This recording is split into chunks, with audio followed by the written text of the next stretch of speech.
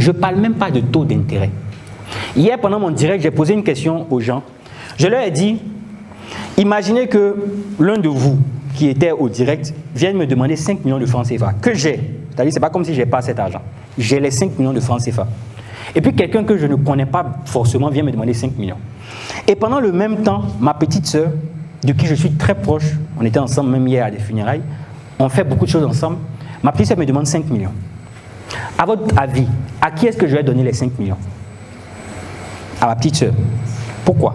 Parce que je n'ai pas la même interaction que j'ai avec ma petite sœur avec vous. Ça, c'est un principe qui est fondamental. Vous devez comprendre ça lorsque vous cherchez à obtenir un financement ou de l'argent d'une personne. Quel est le type d'interaction que vous avez avec elle ou que vous avez eu avec elle par le passé ou que vous aurez avec elle pour le futur? Il y a des gens, par exemple, ils ont des tontons qui ont l'argent, ils sont ministres, ils ont jetons. Mais leur tonton ne va jamais leur donner 500 000. Mais ils apprennent que leur tonton a acheté une RAV4 pour une petite fille de 22 ans qui a terminé deuxième dauphine des Miss Côte d'Ivoire. Il va se plaindre. Mais c'est mon tonton, on a le même sang. Tu es un comédien. Vous avez le même sang, mais est-ce qu'il a le même type d'interaction avec toi qu'il a avec la petite Miss Côte d'Ivoire? Est-ce qu'on se suit? Donc il y a interaction et puis il y a interaction. Dans le domaine, par exemple, bancaire, il y a des gens aujourd'hui qui viennent vers des banques et ils ne remplissent pas le critère d'interaction avec la banque. Par exemple, vous n'avez même pas de compte ouvert dans leur livre. C'est-à-dire, ils n'ont pas d'interaction avec vous. Et vous venez tout beau avec votre projet. On aimerait avoir un financement de 18 millions. Quelle interaction il a avec toi? Alors qu'il y a des clients qui ont des comptes ouverts dans ces livres depuis peut-être 2 ans, 3 ans, qui font des mouvements. Pourquoi est-ce qu'il va prendre les 18 millions pour te donner à toi au lieu de donner ça à l'un de ses clients avec qui il a une interaction? Lorsque vous comprenez ça, vous aurez un type d'interaction différent avec votre banque, avec votre chef d'agence.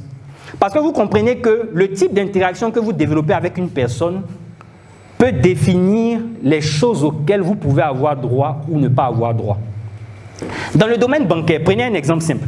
Tout de suite, vous touchez 8 millions de francs CFA. Et vous partez, vous déposez ça en un coup comme ça à la banque, 8 millions. Dans les caisses de la banque, ils vont voir que dans le mois de juin, vous avez fait une transaction qui vous a rapporté 8 millions. Pour vous, c'est intéressant, mais ce n'est pas intéressant. Imaginez quand vous touchez les 8 millions, vous partez, le lundi, vous versez 4 millions. Vous attendez 2 jours, vous partez, le mercredi, vous versez 2 autres millions. Vous attendez vendredi, vous versez encore 2 autres millions. Au vendredi prochain, votre solde dans votre banque, c'est 8 millions. L'autre aussi, il a versé ça en un coup, 8 millions. Mais quand ils regardent l'interaction, ils se disent que toi, tu as plus d'interaction que celui. Peut-être qu'ils vont se dire que lui là même, là, c'est le seul coup de sa vie, il a eu les 8 millions. Il ne va plus jamais gagner encore 8 millions jusqu'à peut-être l'année prochaine. Donc, dans leur livre, vous n'apparaissez pas comme quelqu'un qui est intéressant ou qui a une interaction régulière avec eux. Moi, quand je vais aller déposer les 8 millions vendredi, là, le lundi, je vais aller encore retirer 3. Pour venir encore mardi pour déposer 2. C'est-à-dire, moi, je joue avec... Je fais le jeu de l'argent. C'est-à-dire, quand vous comprenez ces principes-là, souvent je suis là comme ça, hein, j'ai 2 millions, je dois utiliser 1,5 million. J'ai envoyé un de mes collaborateurs, va verser ça à la banque. Il s'en va verser. Je vais lui faire un chèque. Va retirer, peut-être 2 heures plus tard, et puis je vais utiliser l'argent.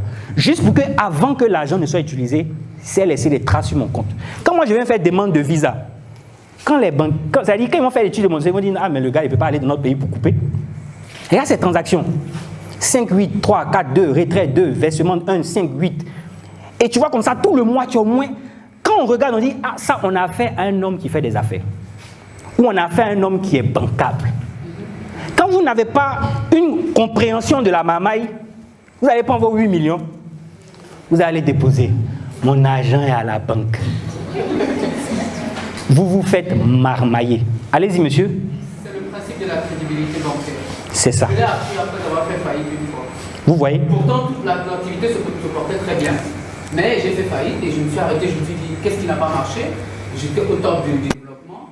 J'ai compris que quand on se développe et qu'on n'est pas préparé à la croissance nous tue. Parce que je lui ai demandé, mais ton activité ne génère pas plus d'argent que la mienne. Mais tu as des terrains, tu as des... Et justement, il m'a expliqué ce principe. C'est le principe de la crédibilité bancaire. C'est le jeu. Les collaborateurs ne savent pas jouer. Quand souvent je reçois les relevés bancaires, je dis, hé Seigneur, je n'ai pas bien formé les enfants là. Je regarde le nombre de transactions qu'ils font de moi et je dis, hé, j'ai pas bien formé les enfants là sur ce principe. Moi, je joue, c'est-à-dire, ah là là, je joue, j'appelle ça souvent des mouvements artificiels. Souvent comme ça, quelqu'un